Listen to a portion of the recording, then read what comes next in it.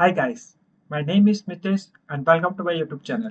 इस वीडियो में हम डिस्कस करेंगे सी प्लस प्लस का एडवांस कंसेप्ट। टॉपिक का नाम है रिकर्सिव टेम्पलेट इंस्टेंशिएशन। इस टॉपिक को डिस्कस करने से पहले हमें दो चीज़ों के बारे में जानकारी होनी बहुत ज़रूरी है। एज टॉपिक का नाम है रिकर्सिव टेम्पलेट इंस्टेंशिएशन, तो हमें टेम्पलेट क्या होता है वो जानना चाहिए और रिकर्सिव क्या होता है वो भी पता होना चाहिए। तो before discussing about main topic recursive template instantiation, हम लोग पहले डिस्कस करेंगे टेम्पलेट के बारे में, टेम्पलेट क्या होता है और किस तरह से काम करता है। उसके बाद हम डिस्कस करेंगे कि रिकर्सिव फंक्शंस क्या होते हैं और उसके बाद हम लोग मेन टॉपिक डिस्कस करेंगे जो टॉपिक का नाम है रिकर्सिव टेम्पलेट इंस्टेंशिएशन। चलिए तो वीडियो की शुरुआत करते हैं।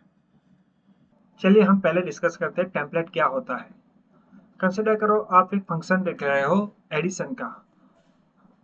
कंसिडर ये एक कोड है, कोड स्निपेट है, जहां पर हमने एक फंक्शन लिखा है ऐड, जो दो पैरामीटर एक्सेप्ट करता है, जिसका डेटा टाइप है इंटीजर, इंटीजर और integer, integer num1 integer num2। और यहाँ पर हम एडिशन का ऑपरेशन करते हैं और रिटर्न वैल्यू करते हैं। सिमिलरली हमारे पास एक और ऐड का फंक्शन है जो एक्सेप्ट करता है double parameter, double data type num1 and num2, and यहाँ पर हम सेम ऑपरेशन फॉलो करते हैं num1 plus num2 and value को रिटर्न करते हैं। कंसिडर करो हमारे पास एक और रिक्वायरमेंट होती है एडिशन की, जहां पर हम फ्लोट का वैल्यू लेते हैं, या तो एक इंटीजर या तो एक फ्लोट लेते हैं, ऐसा कुछ भी ले सकते हैं हम, और ऑपरेशन सेम होता है, तो हम हर वक्त नया फंक्शन लिखते हैं। तो जब आप लार्ज कोड बेस पर काम करोगे तो ये बहुत ही कॉम्प्लेक्स कोडिंग हो जाएगी।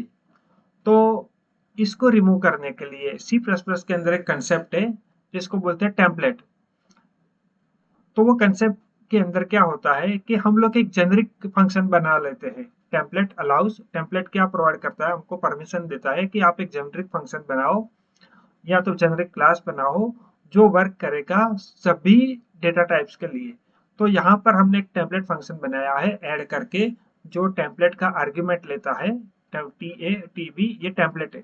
यहाँ पर हमने लिखा है टेम्पलेट टाइप नेम टी, और यहाँ पर सेम ऑपरेशन हम लोग परफॉर्म करते हैं ए प्लस बी। और जब भी हम इस टेम्पलेट को कॉल करते हैं अपने मेन में या तो दूसरी जगह पर, ऐड करके यहाँ पर हम लोग उसकी डेटा टाइप प्रोवाइड करते हैं इंटीजर, और उसका आर्ग्यूमेंट प्रोवाइड करते हैं। तो जब भी ये मेथड कॉल होता है इन द बैकग्राउंड, कंपाइलर क्या करता है, इस टेम्पलेट फंक्शन का एक इंस्टेंस क्रिएट करता है इंटीजर डेटा टाइप के लिए, और उसको रन करता है, और ये ऑपरेशन को ये जो ए प्लस बी वाला ऑपरेशन है उसको परफॉर्म करता है, और इसके रिटर्न वैल्यू हमको यहाँ पर मिल जाती है। सिमिलरली जब भी हम ऐड को दूसरे डेटा टाइप, यानी कि यहाँ पर हम फ्लोट से कॉल करते हैं और उसका आर्ग्यूमेंट देते हैं, तो सिमिलरली वो यहाँ पर आएगा कंपाइलर, और कंपाइलर क्या करेगा, इसका भी फ्लोट का भी एक और इंस्टेंस बनाएगा, और उसके लिए वो एडिशन का ऑपरेशन परफॉर्म करेगा और उसके रिटर्न वैल्यू दे देगा। कंसिडर करो हमने एक और बार कॉल किया ऐड इंटीजर और दूसरी वैल्यू ले ली 10, 10 एंड 20। इस बार क्या होगा कि कंपाइलर यहाँ पर जाएगा और वो इंस्टेंस क्रिएट नहीं करेगा, क्योंकि ऑलरेडी उसके पास एक और इंस्टेंस है इंटीजर का, तो उसको रीयूज करेगा और उसी का ही यूज करके वो एडिशन का ऑपरेशन परफॉर्म करेगा।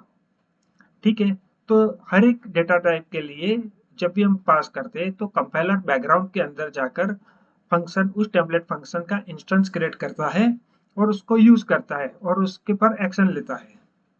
तो template is a high level, template का काम यही है।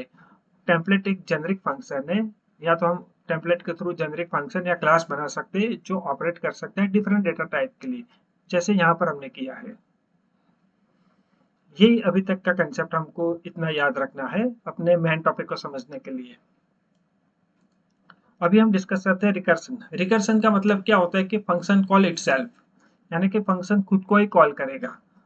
हम इसकी डेफिनेशन रीड करते हैं। रिकर्सन इज अ टेक्निक, वो एक टेक्निक है where a function call itself to solve a problem in a smaller step. तो जब भी हमारे पास कोई बड़ा सा प्रॉब्लम होता है या तो लार्ज कॉम्प्लेक्स कैलकुलेशन होता है, और अगर वो रिकर्सिव के थ्रू सॉल्व हो सकता है तो हम लोग क्या कर सकते हैं कि उसको एक छोटे छोटे पार्ट पे डिवाइड करके हमें उसी फंक्शन का कॉल करके हम उसको रीयूज करते हैं, उसी लॉजिक को हम रीयूज कर सकते हैं। यहाँ पर हम एग्जांपल में देखेंगे। अभी रिकर्सन फंक्शन बनाने के लिए हमें दो चीजों का ध्यान रखना बहुत जरूरी होता है। पहला होता है बेस कंडीशन, उसको हैंडल करना। अगर हमने इस बेस कंडीशन को हैंडल नहीं की तो हो सकता है कि हमारा फंक्शन इनफाइनाइट लूप पर चला जाए, क्योंकि हमें जब भी हम इस फंक्शन को कॉल करेंगे तो हमें ये पता होना चाहिए कि कहाँ पर हमें स्टॉप होना है। तो बेस कंडीशन क्या करता है, वो स्टॉप, बेस कंडीशन के अंदर हम लोग स्टॉप रिकर्सन का लॉजिक लिख सकते हैं। और दूसरा होता है इसके अंदर रिकर्सिव केस, यानी कि फंक्शन कॉल इटसेल्फ, फंक्शन खुद को ही कॉल करेगा और अपने लॉजिक को परफॉर्म करने के लिए।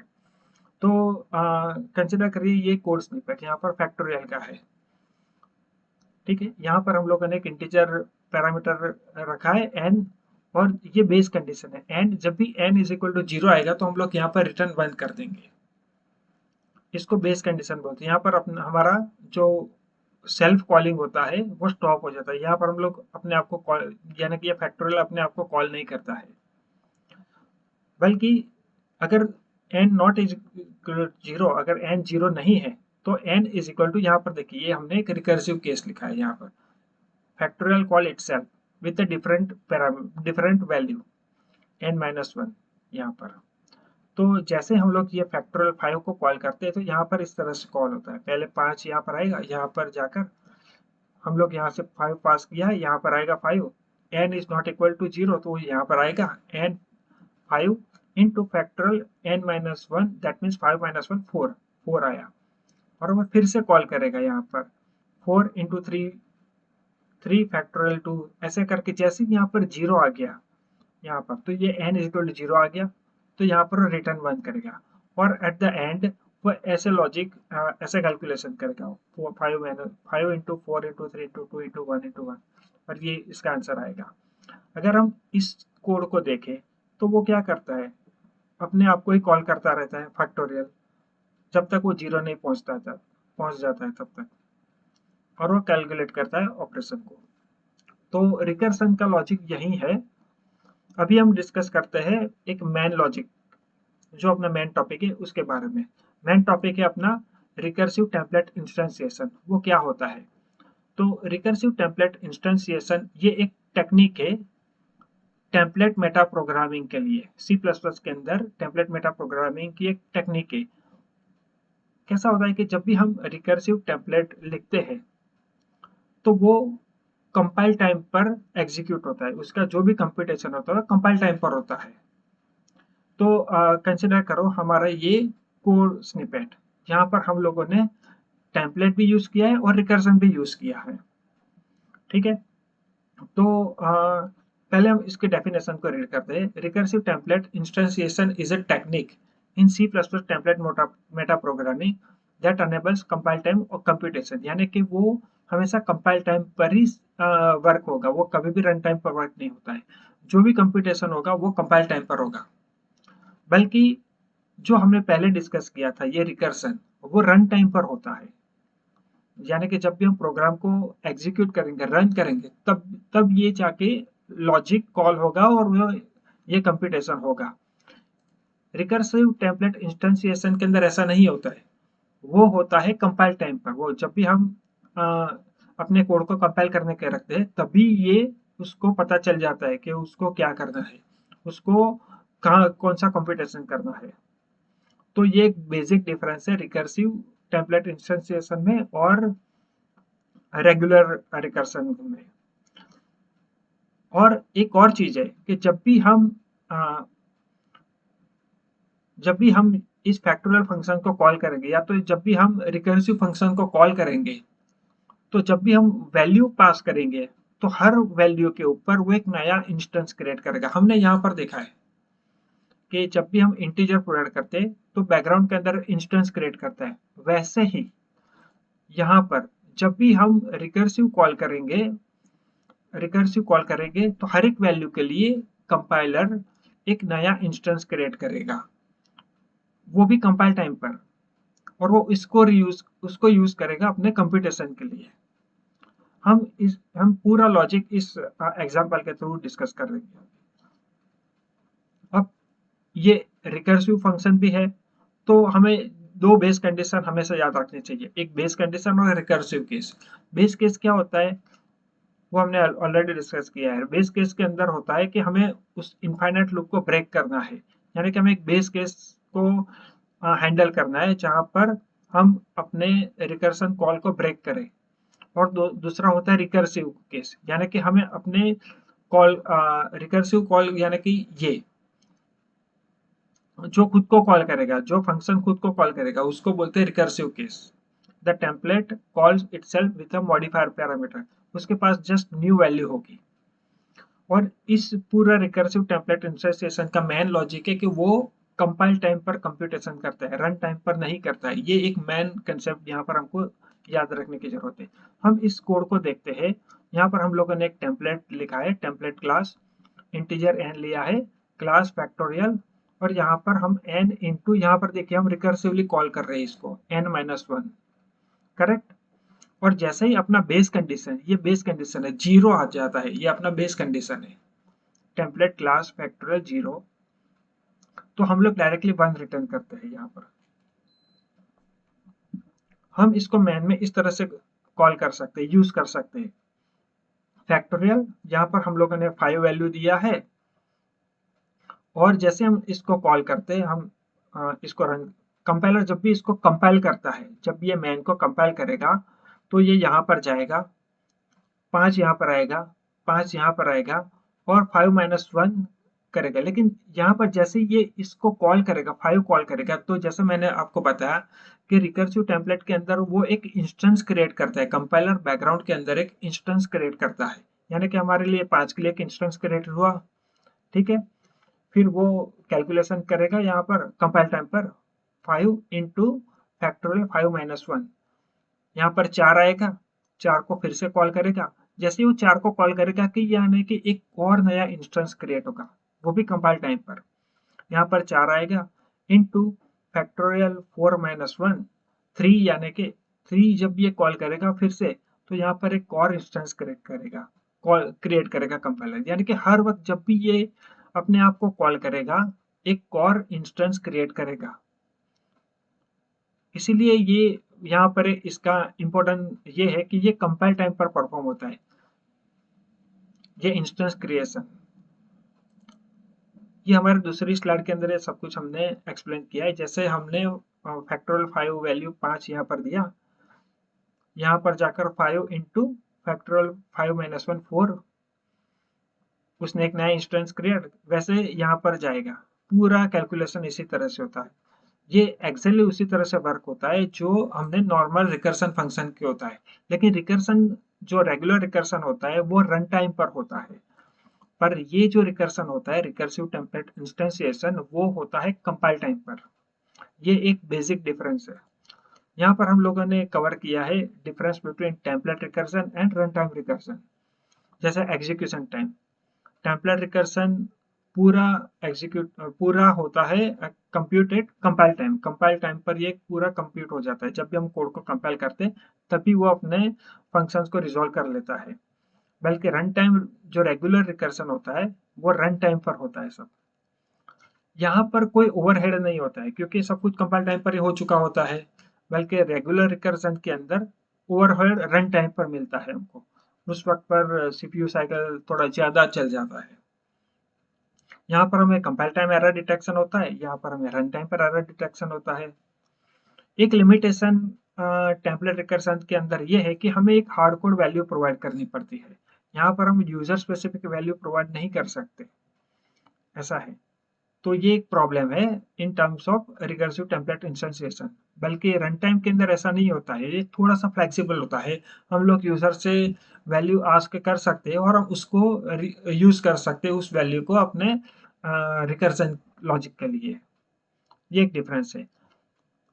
अभी रिकर्सिव टेम्पलेट इंस्टेंसिएशन का एक बेनिफिट ये है कि वो कंपाइल टाइम पर एग्जीक्यूट होता है, यानी कि बिफोर रनिंग द कोड उसको सब कुछ पता चल जाता है ड्यूरिंग कंपाइलेशन ओनली। पर इसमें एक प्रॉब्लम भी है, वो प्रॉब्लम क्या है कि जब भी हम रिकर्सन टेम्पलेट इंस्टेंसिएशन को यूज करते हैं तो क्या होता है कि जब भी यहाँ पर हम लोग ये वैल्यू प्रोवाइड करते हैं 5 वैल्यू, तो हर वक्त वो एक नया इंस्टेंस क्रिएट करता है। पहले 5 के लिए करेगा, फिर 4 के लिए करेगा, फिर 3 के लिए करेगा, 2 के लिए करेगा, 1 के लिए करेगा, वैसे हर एक के लिए करता है। अब प्रॉब्लम क्या होता है कि कंसिडर करो अगर हमारे पास यहाँ पर 1000 वैल्यू है, यानी कि एक 1000 नंबर में पास किया 1000, तो इसका मतलब ये हुआ कि कंपाइल टाइम पर वो 1000 इंस्टेंस क्रिएट करेगा। ये एक बहुत बड़ा ड्रॉबैक है, यानी कि इसकी वजह से अपना जो कंपाइलेशन टाइम होता है वो बढ़ जाएगा। जैसे मैंने यहाँ पर लिखा है, deeper recursion means more template instantiation which leads to increase compilation time. वो कंपाइलेशन टाइम को इंक्रीज करता है, वो मेमोरी को भी ज़्यादा यूज़ करेगा क्योंकि हमें मेमोरी के अंदर ही वो कंपाइलेशन के ड्यूरेशन वो इंस्टेंस क्रिएट मेमोरी में होता है, तो इसलिए हायर मेमोरी का यूज़ करेगा।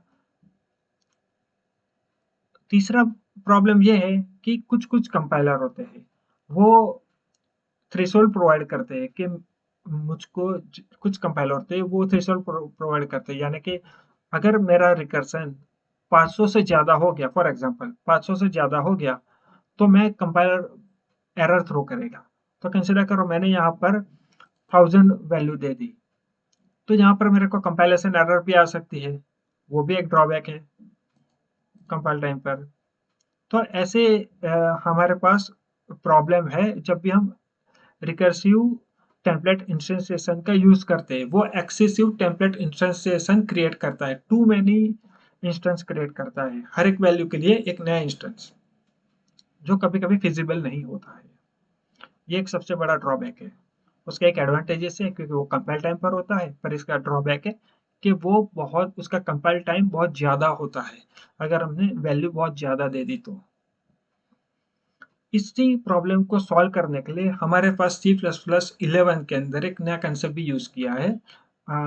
हम एक कंसेप्ट के थ्रू इस प्रॉब्लम को सॉल्व कर सकते हैं। वो कंसेप्ट है कॉन्स्ट एक्सप्रेस।